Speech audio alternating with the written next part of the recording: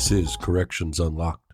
What's up, guys? I'm Alex Duran. Welcome to Corrections Unlocked. Here at Corrections Unlocked, we share knowledge, we share experience, and we show you how to be the best version of yourself as a correctional officer. On today's episode, we get to interview a very special guest. He has over 21 years of experience working at a maximum security prison. He's the CCPOA Corcoran Chapter Vice President, and his name is Bert Gutierrez. Bert, welcome to Corrections Unlocked. Thank you. So we're just going to get right into it. We know you've been an officer for a long time, but let's just go all the way from the very beginning, from where you started. How was it like when you first started working in the department, and what made you want to join? Funny thing is, I didn't ever really want to join. My ex-wife at the time kind of steered me in this direction, and I was actually going through the process of going through CHP and also with corrections, and they're the first ones that knocked on the door. Was it a hard process 21 years ago trying to get picked up with CDCR? It took me quite some time, but it was interesting because the first round that they offered me a job was full-time, if I recall correctly, over at Soledad or Salinas, one of the two. And they gave me a time to call in to accept the position. So I called and they said, "Oh, we already got our quota. So, wait, you offered me a job, but you don't have a job for me?" Yeah. So they're like, "Yeah, I just got to wait till the next round." So had to wait a few more months, I think like 3 or 6 months. I can't remember. And then they offered me three different positions, one being Corcoran as a PI. So I accepted Corcoran as a PI and been doing about an hour drive since 2003. Man, so you go through the academy, and where were you? Which one did you end up taking? Corcoran State Prison. You hit the line. What is that like going through your first week, your first day working as a correctional officer? It was interesting. Back then, our equipment was definitely different. We didn't have vests back then. We used to have the old PRs. Not everybody had radios. Pepper sprays, if I remember right, some of us only had the small cans versus the MK9s that we carry now, and they weren't as potent. That's if they were fully charged. Like, things were different. But back then, we talked a lot more with inmates, and the type of inmate we had were true convicts versus what we have now. Right. So the conversations that definitely had their boundaries of respect are leaps and bounds different from what we have now. Things are a lot different now with the whole new population and the type of inmates we have, the type of yards we have. I think back when you started, it was real cut and dry. You guys had like your general population yard. What kind of yards did you guys have? When I started, 3A, 3B, and 3C were all GP. 4A and 4B were SHU. And our Z unit had just opened up, maybe I think the year prior. That's like an ADSEG? ADSEGs. We had ADSEGs everywhere. So you guys are busy. I'm assuming. Oh, yeah. We were very busy. What was it like seeing like your first incident? Was that overwhelming for you, or how did you take that? I remember my first use of force incident, actually. It was in a EOP building. And one guy started in A section, and he was a JCAT by any means. He started in A section, and he was yelling. I don't even remember what he was yelling, but he started stripping, like getting naked from A section, running around in a 270 building, and he made it. By the time he made it over in front of the B section shower, he was down to his skivvies and ready to drop them when I got a hold of him. The alarm had been, hit and everything else like that, and I got him on the floor, and responding staff came in, but I just thought it was kind of funny. Yeah, there's a few types of incidents, ones that I don't care to deal with, and it's usually like guys all in feces and guys not wearing clothes. So that's definitely one of them. So I'm assuming you wouldn't ever forget that type of incident. It was just funny because I had maybe a few months in the department, and that was my very first incident. Jeez. And that was an EOP building? Mm-hmm. That was my first true use of force. And what type of force did you just pepper spray him? No, it was take him down? Yeah. I think, if I remember correctly, I think I've used chemical agents in an incident as far as pepper spray goes, throwing grenades and all that stuff, whatever. I think maybe 3 times. Okay. The rest of the time has just been a lot of physical. Mm-hmm. In the yards that I've worked on, I'm not a very big guy. I'm 5'8". Most of the time, my partners are a lot bigger than I am. Mm-hmm. Maybe they see me as a mark or the easier one to go after as a target. I don't know what it was, but yeah. I was just the face they wanted to try and hit. I don't know. Have you ever been battered before? Like an inmate actually try to assault you, batter you? More times than I can count. I've actually had a total of 4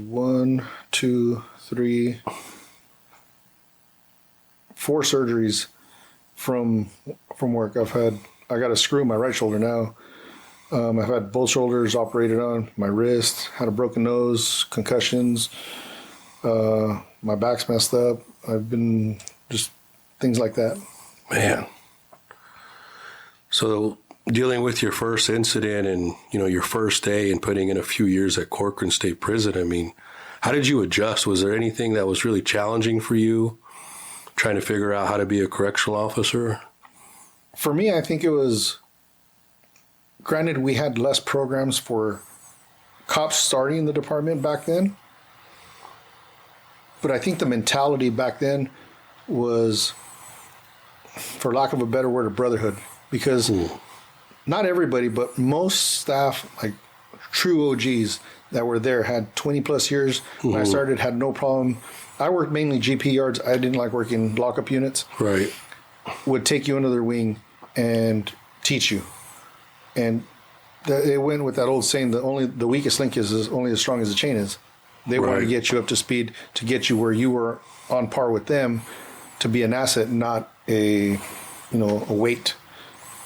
And just little things that a lot of these guys taught me, the intricacies are what really helped me be a better officer. I remember one of my old partners that taught me, he's a lieutenant somewhere now, did the whole cert thing. He was one of those guys. He had told another person, like, one day this guy's going to be a good S&E. And, things like that, comments like that from people I respected. Right. That weighed heavy on me. And eventually I became a yard officer. I was a yard officer on 1 yard for, I don't know, over 10 years. Wow. It's a long time to be on 1 yard, It's strange leaving. Yeah. Because most people know me from that yard. Man, so putting that much time in at Corcoran and being on the yard and then trying to do different things, like, what motivated you? You said it was more of a brotherhood, and you saying that kind of brings up a lot of things I've been wanting to talk about. I feel like now we really struggle with the morale and the camaraderie, and I felt like when you started and when you were really on the line with the GP stuff, I felt like the brotherhood was really strong. I felt like the camaraderie was a little bit more, was definitely there, I agree and I disagree at the same time. Only because I've gone through multiple cycles of bids where I stayed in the same spot, in the same yard for a very long time. Yeah. As, either a bid job or I was a job steward on the same yard and different things. But where you work is kind of, to me, is what you make it. Right. I'm a very optimistic person. I'm a very positive person. I don't do my best to take the job home with me. I don't let it identify who I am to an extent outside of work. I've had many people tell me that, that don't know what I do for a profession, that they would never have guessed that that's what I do, because normally it's associated with a lot of negativity. Right. But I refuse that negativity to mold me or identify me as a person. I instead look at the positive and try and spread that, look at it, in a good light. I mean, everybody knows, we do okay for ourselves. Right. We make a good living. We're able to support our families, whatnot. That's that part of life. That is a means to an end of outside of life, is how I see it. No, that's very true. I feel like now, because when I started, I knew whatever was going on or whatever needed to be done, I felt like it was my obligation to step up and try to learn or do what needed to be done. I felt like now the new generation feels like they don't need to be the one that has to be doing all the work or stepping up and doing escorts or whatever is going on. And I feel like that kind of puts a dent on the, seasoned officers, because they're like, well, shoot, when I was new, I was the one doing all that. You definitely should be doing the same thing. You're in your bones one way or another. And I agree. I started the department. I was in the academy at 23 years old. And now I see a lot of these, young officers coming in and talking to them, trying to explain stuff to them or teach them or whatever knowledge that, they want to take in from me, whether they accept it or not, I'm going to give it to them. But not all of them are willing to accept it. Yeah. And I think that's the work ethic is definitely a little bit different than it is now. Right. Like I hate to say like the ethic, the entitlement, things like that, but those are words that come out from other stuff that I hear all the time. And at the end of the day, when things go sideways, that's not what you want to be worried about. You want to be worried about that your partner's going to be there for you. Right.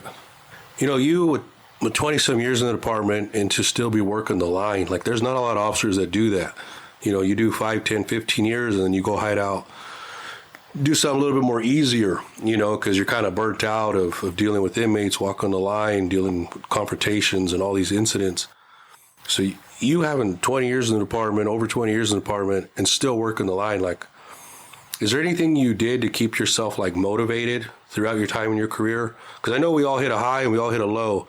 And to be able to say you have over 20 years and to be still hitting the line, to still be positive, to still carry yourself the way you do, like, that's a huge thing. And a lot of people can say that. I think what gets me through that is my partners, because I lean on them a lot, but at the same time they know that they can count on me. At least I would hope so. That's kind of what I give off to them in whatever situation it might be. If you need help at work with, you know, whatever you got going on there, if, you know, like many of us do, if you get divorced, you need help moving, I got you. Like, Right. you know, when I call you brother, I mean that. It's not just, you know, a saying. It's like when I say I got you, I got you. Right. And I think a lot of us carry that mentality, just don't realize to what extent. You know, talking to your partners and building that camaraderie, it makes going to work so much easier. You know, you feel like if my partner's there, regardless of what's going to happen, I know it's going to be a good day. I know they can count on me. I know I can count on them. Whether we get a new inmate in or a violent inmate or we have a horrible incident, as long as these guys are with me, we're going to deal with it as best we can. And, you know, you working with the guys you do now, I know you guys are real tight. You guys are solid. And you guys work good together. And I notice when you guys aren't there, it's usually pretty chaotic over there in the hospital area where you're at. So you saying that and being able to still do that, man, that's a lot of pride right there, and I really appreciate you stepping up and doing that.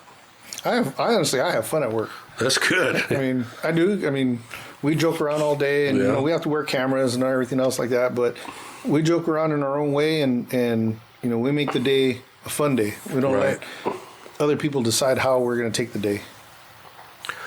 You know, going through throughout your career, like, have you ever hit a low where you just feel like I'm done with this? I don't want to go to work, kind of be negative, because there's a lot of people that are negative where we work out. And I don't know everybody's story, but I know somebody's always going through something. So trying to be positive and be that helping hand for our fellow officers, you know, that's a big deal. And we can tell when something's off. Right. For me, my low was probably, you know, I went through a divorce like most of us have. Mm-hmm. And, you know, some people, they deal with different ways. Me, I just kind of buried my head in work, and I didn't take no time off. I just kind of continued to work. Work harder. And yeah, I spent a lot of time at work trying to get through it, and I had my partners there kind of to help me through it. There was some low moments. I've reached out to peer support and gone through the EAP process and things like that, and sought counseling, whatever. I've done all that. Yeah. You know, some helped, some didn't. At the end of the day, the only thing that, for me, what kept me going was I know my kids needed their father to get them through things and show them that it doesn't matter what comes your way, you can get through it. Come a long way since then and rebuilt my life, you know, have my kids, you know, and that's always going to be my driving force. That's awesome, man. I see a lot of officers struggle with a lot of different stuff, you know, like you said, going through divorce or a breakup or maybe just being in trouble at work and losing money or whatever's going on. There's always something that we struggle with, and being able to have these different programs for us, it does help out. I feel like talking amongst each other and being able to know, like, just because he's going through something doesn't mean I got to shut him out. Because I notice, like, when you deal with stuff at work, a real friend usually will reach out to you and try to help you out, or just say, hey, man, it's going to be okay, and they'll hear you out. Mm-hmm. You know, and I notice you do that a lot, and I think that's really cool, because a lot of people, they don't know how to ask for help, or they don't want to ask for help in our line of work. The personas that we assume being and doing what we do in such a negative environment is we a lot of times refuse to show weakness. Yeah. We put our our shields up and, because of where we work and whatnot, but we don't know how to turn it off. How to show, like, be a normal person around other people outside of work. Right. It's kind of like you wake up in the morning and your anxiety, your blood pressure, everything's going up. Right. And then you're riding on the red line the whole time you're at work, whether it be 8 hours or 16 hours, whatever. And then you kind of slowly come down. Right.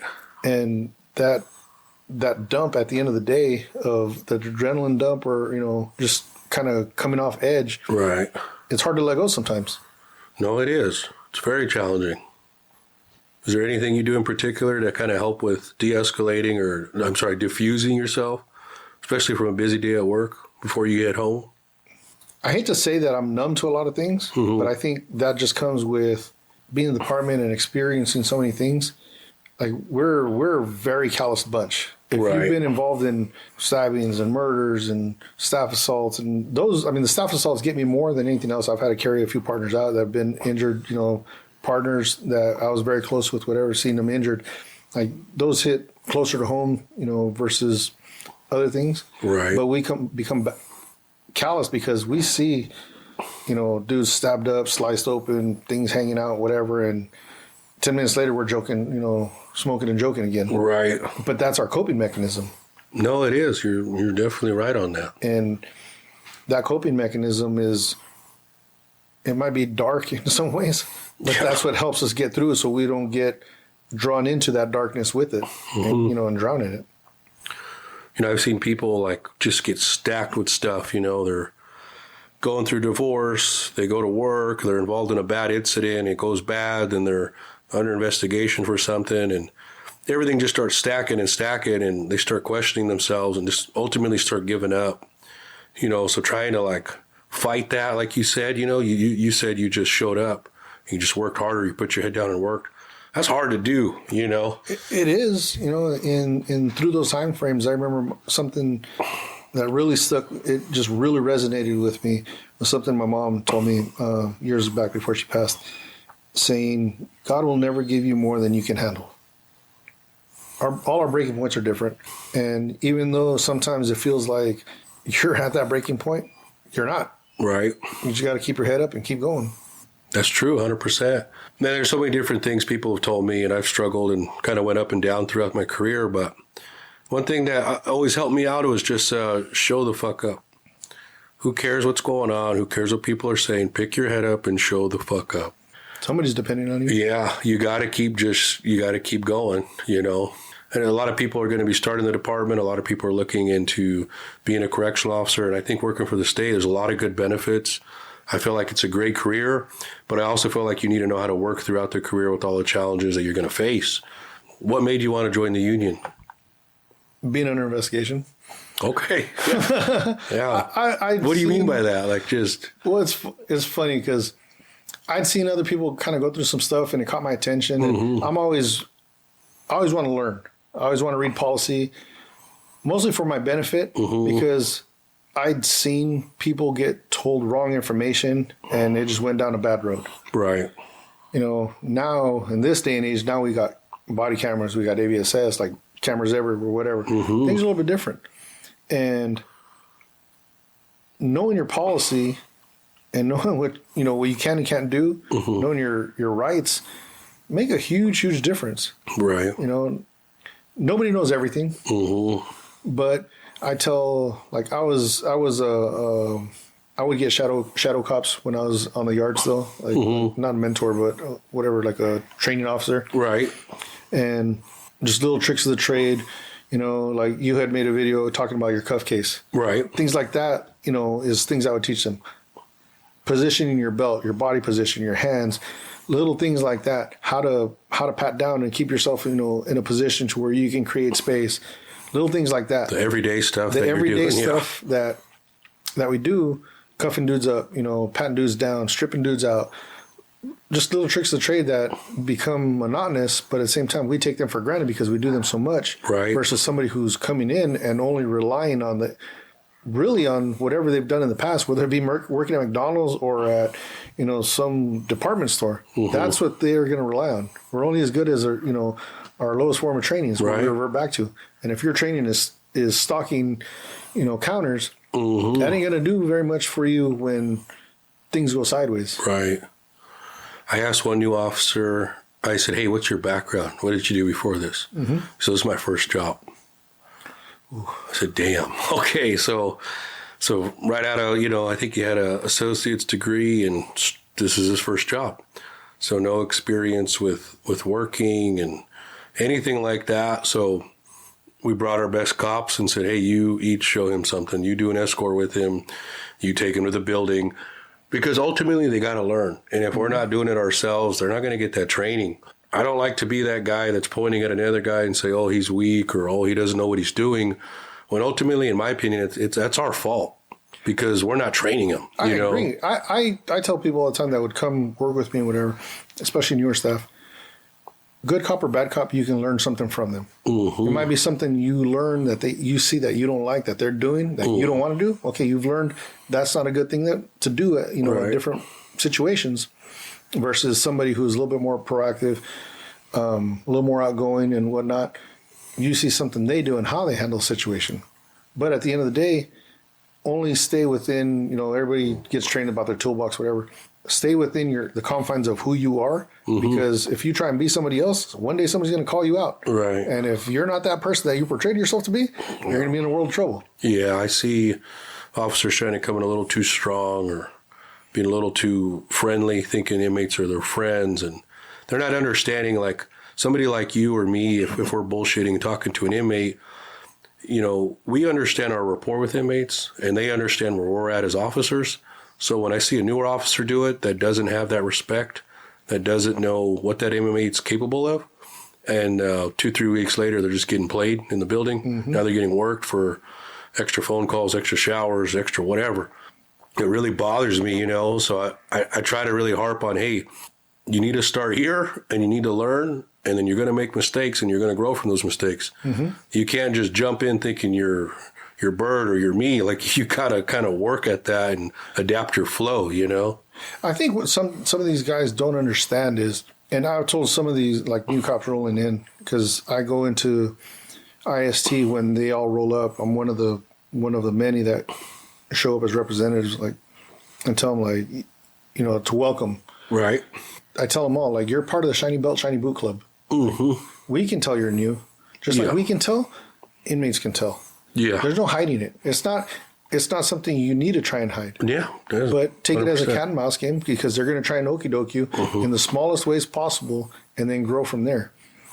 If they approach yourself or myself, they're looking at us as a whole, whether they've met us or not. Whether it be we actually have our shirt that has our stripes, from here to here, or looking at our gear and how our command presence, how we stand, how we're talking to them, our vocabulary, our slang. Right. All that is taken into account, in my opinion, when they're dealing with somebody new, and they're going to realize that, okay, this guy's been around for a minute, even our age. Be like, okay, I might not be able to push as far with this youngster who's just starting the department, that's everything's bright, shiny and bright and whatnot, and kind of has, just a different look to them. Right.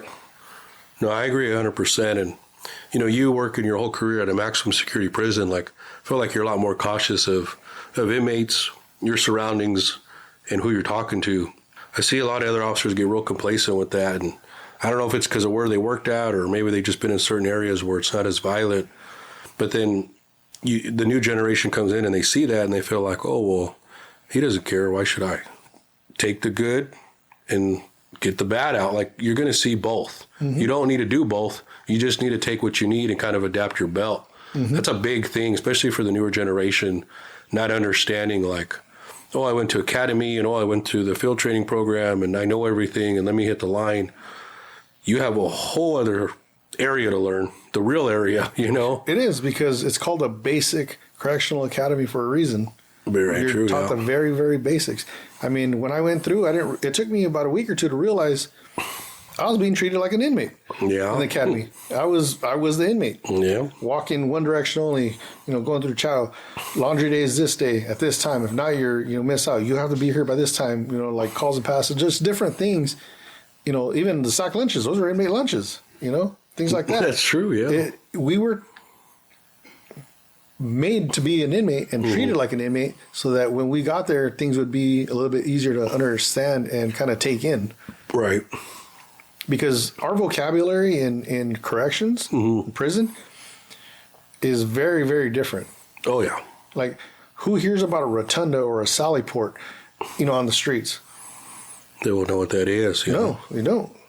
Man, and then like these officers, they go to academy, then they're getting dispersed to 20, 30 different institutions, and 20, 30 different institutions that do it completely different, And no, you're absolutely right. Policies, local OPs are completely different at every institution.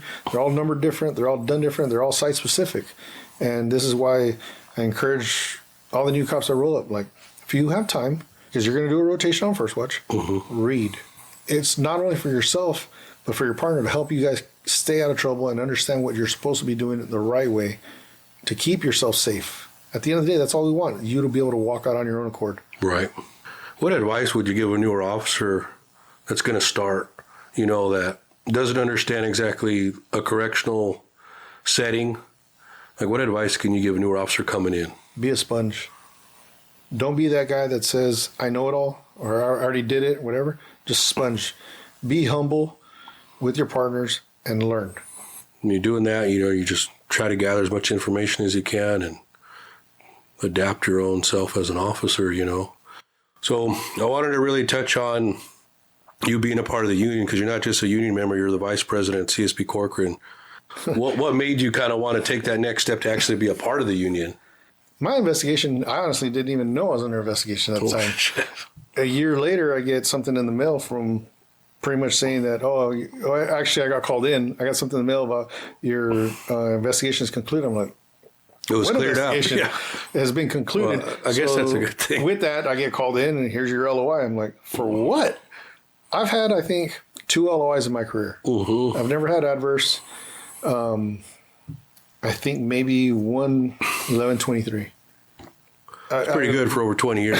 I've prided myself on trying to stay within policy, when things happen. Me being the person that always wants to help somebody, I just felt like I needed to take it to another level and started. And I'd been asked a few times, and then finally I was like, you know what, I need to go do this for myself. Initially to learn a little, just something else in my in my toolbox, and then from there expand to help whoever else needs it. What is like the initial step? Like, say if an officer wanted to be part of the union, how do they do that? They hold job steward classes. It's very basic. It's a lot of information. They rotate between Northern California, Central California, Southern California. They do it every few months or whatnot. Get your degree or not degree, but a certificate saying that you've taken it, whatever, and then just, approach the local chapter and say, hey, I want to be part. And I tell people all the time, take the class, if at the very least for yourself, so you understand, have a better understanding of what your rights are. Doesn't hurt. Don't get okey doked.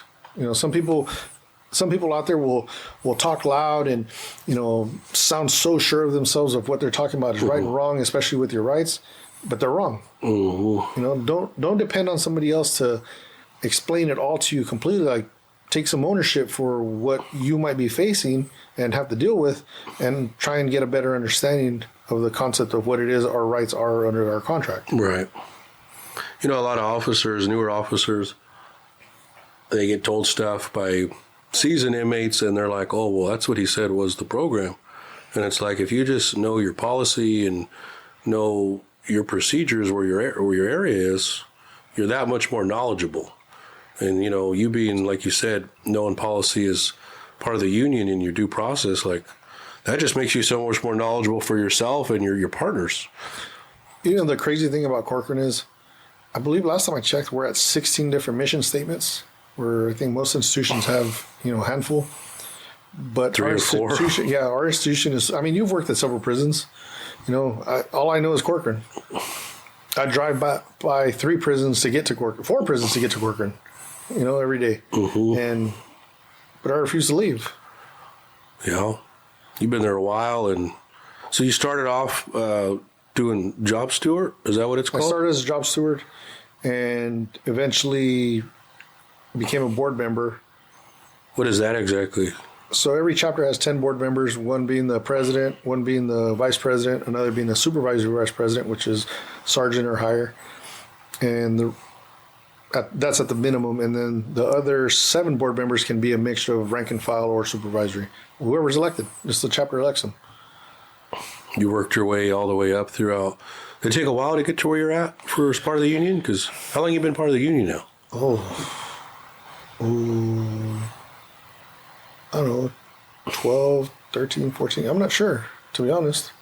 I know I started You've been doing it a long time. on B yard. When I started, I think I was in a relief pattern. Right.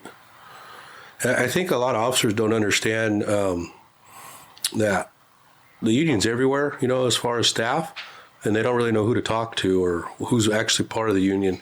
I got people coming in all the time in the office asking questions, and I'm like, hey, you realize Hammonds is right here, and he's more knowledgeable than just about any of us. Yeah, that's that's one of my right-hand men. Yeah, and he knows a lot. That's why when people ask me, hey, why don't you talk to him first, and then you could talk to me, and we'll go from there, because he's probably going to know that policy a whole lot better than me just pulling out a book right now, especially with stuff with the union. That's something we've strived here locally. Like I don't know how other institutions do it. Like I said, all I know is Corcoran. I talked to several presidents from other places, but everybody has their own way of doing things. We run our own chapters. Nobody runs them for us. Do we have the ability to reach out for help? Absolutely. We're 30,000 strong, whatever the whole state, because the knowledge that they have is something that's always available for the rest of us to reach out for. That's where the strength comes from. But for us here locally, like we always strive to have, somebody in each yard for somebody to go to. I mean, the perks wise, there's not a whole lot of perks for it. It's a lot of time. A lot of your time you're devoting? Yeah, a lot of my personal time. The whole way here, I was off at 2. I was on the phone all the way till probably 3 o'clock dealing with different things. Yeah, I saw that. Multiple meetings, like during the day today was kind of a little bit different. But having somebody there, as part of the collective of, trying to everybody take a piece of the pie to help. There's a few questions that people were asking me, and it was all just kind of union related, and it was, some of them were, can I approach part of the union officers to help me with certain situations? And I'll let you answer that because I answered it for a lot of them. What would you say to that? I would say ask, just like anything else, be a sponge. If it's a problem with, if you have a problem with work, with the supervisor, something personal, there's a different answer to every situation, but at the same time, you're never going to get an answer unless you ask. Closed mouths don't get fed. 100%. And you got to take the first step of reaching out for help before you can get help. Another question was, how do I know who's part of the union? So for us, per our contract, we have 2 bulletin boards in the institution. Locally, we have a few, and we have one person that takes care of them at our institution and updates the boards and whatnot. But worst case scenario, like for us, you call a watch, Hammonds is in there Monday through Friday, and he's going to tell you who's on duty or where they're at. But a lot of times what we do is when the new cops are doing their orientation week, we strive to go down there, most of us to go down there and introduce ourselves. Have our face and name. Like I joke about, when I meet them, I was like, here, I'll give you my number. I have my phone with me here at work all day. The ringer's always on. Monday, first watch, second watch, third watch, doesn't matter. I joke about my bathroom. My name is probably, or my numbers is probably on every bathroom wall here. Right. Just kind of break the ice. I've seen some prisons that had like a website or a bulletin that they would distribute, and it would have like, union members, phone numbers, contacts. I wish I think we did that at one time. I don't know if we still do, but we have our names listed on our bulletin boards. Oh, okay. But we also have like social media pages where they're four members. And through, social media, you can contact, if you don't have my number, which 90% of the institution probably does by now, then you can contact me through there. And, I always say, like, if I don't answer, I'm going to call you right back because you're calling me for a reason. So let me help you figure out that reason. I know a lot of officers, they'll either go to you or they go to like Hammonds, people that have been doing it a long time, just to kind of get that understanding or the next step of what to do. I think that's awesome. You know what I mean? Especially a newer officer that doesn't understand their rights, their due process. and they have a lot of questions, somebody like you're able to answer those questions, and a lot of officers were asking, does every prison have a union, or, we pay into it? How does it work? You mentioned, you work for Corcoran chapter. So can you kind of like explain how every prison has their own union? So every institution has a local chapter. We work, our chapter works specifically just dealing with Corcoran issues, whatnot, for our staff. I've had other people from other institutions reach out to me that have either transferred or whatever, and they'll feel comfortable with me because maybe they don't know somebody there or whatever. But I don't try and step on anybody's toes, like, hey, you should probably try in this or whatever. Or I'll, reach out to one of their, people and be like, hey, so-and-so needs help, whatnot. It's like, you can't, like case in point, my brother, he works at a different institution. Mm-hmm. He reached out for me. I can give him some advice. Right. But at the end of the day, I'm like, you need to go to one of your reps to help you with this, whatever. I can't do none of that. You need to go through your people there. Always willing to help you. We got Moya, Leal, our chapter president, Velasquez, Hammonds, Leon. We just lost a few to promotions. That now the supervisors, some have transferred to other places.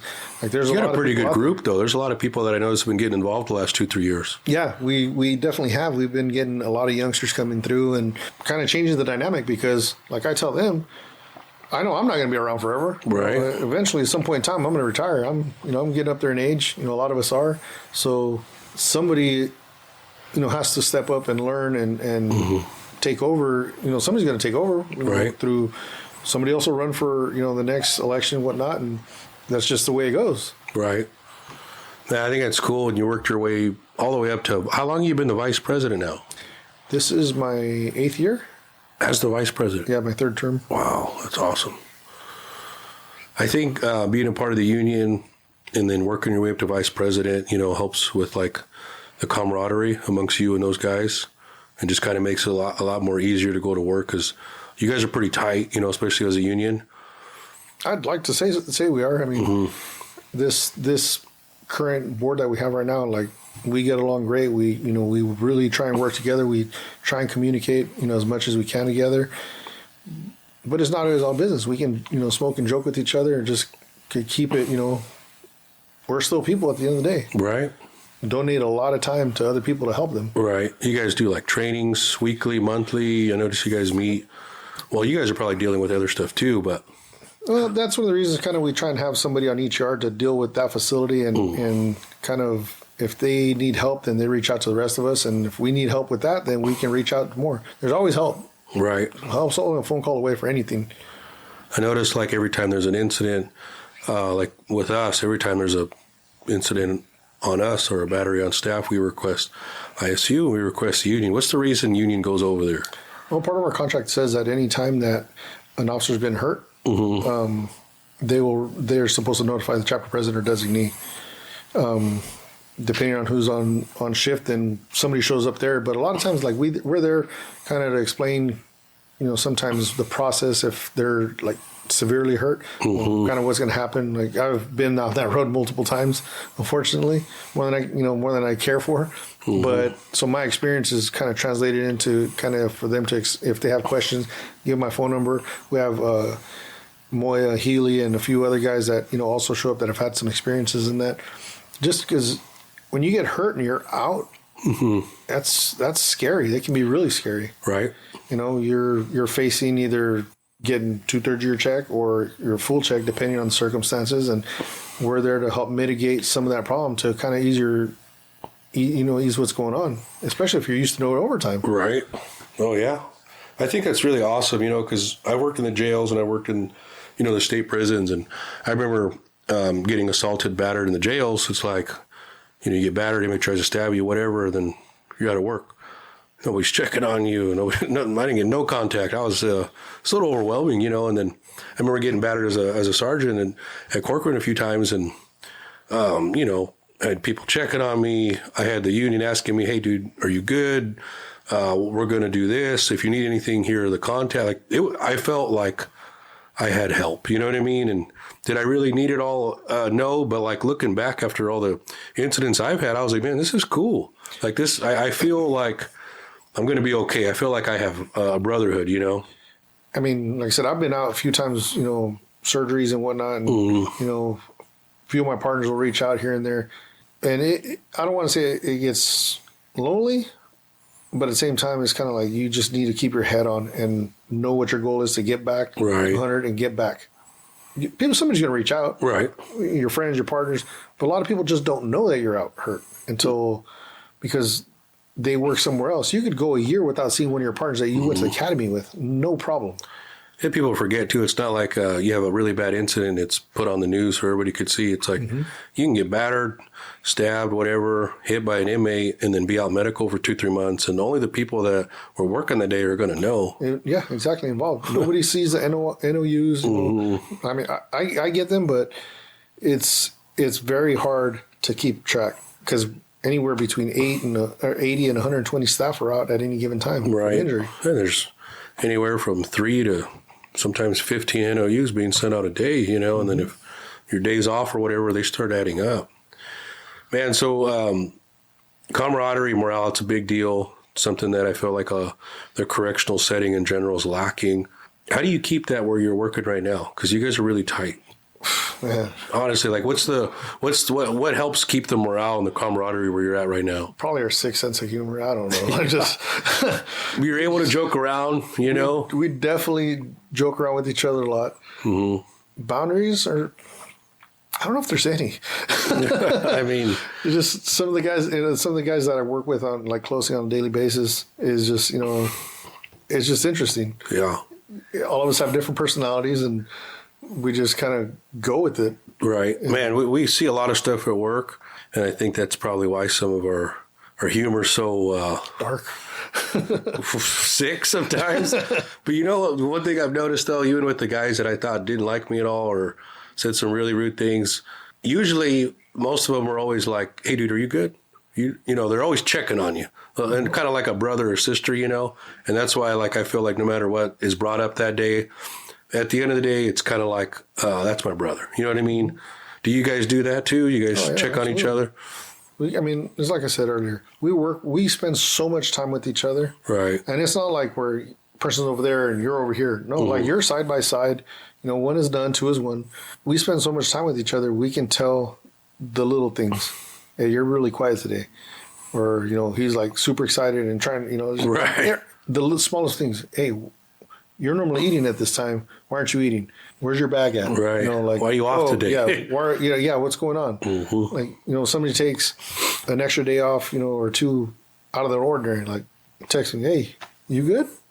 Where you, or when they get back, like, you all right? Right. We You're constantly checking on your friends, your partners. We know I don't want to call it a circle, but that's we're used to being our daily program. And when something's off, most of us are going to pick up on it. The department can be overwhelming at times, and things that we do, working maximum security prisons and stuff like that, high stress, whatnot. People concentrate on the negative parts way too much. And if you really take a step back and look at the department, like if you get tired and in a rut, there's so many other things you can do. Right. If you've got schooling, go get your schooling. You can do CC1 stuff. You can go, you can promote. You can do like specialized units. You can go have fun, throw grenades and rappel over, doing search stuff. You can do all kinds of different stuff. Yeah. There's always avenues for you to be able to explore so that you can keep it new, fresh, if you want a new challenge. Just kind of expand your growth, And then, you said you doing all the union stuff, you've done it for 10, 12 years now? Something like that. And you're still motivated to do it. You're still helping people out. You're teaching new officers how to be a part of the union, and then you're teaching them everything you know. And I could tell that because some of these officers I've seen on the facilities when they were brand new, and they look confident in themselves. There's an alarm, there's an issue. They're asking me, hey, Duran, what happened? Or, hey, can I go do this, go do that? I'm going to go check on these guys.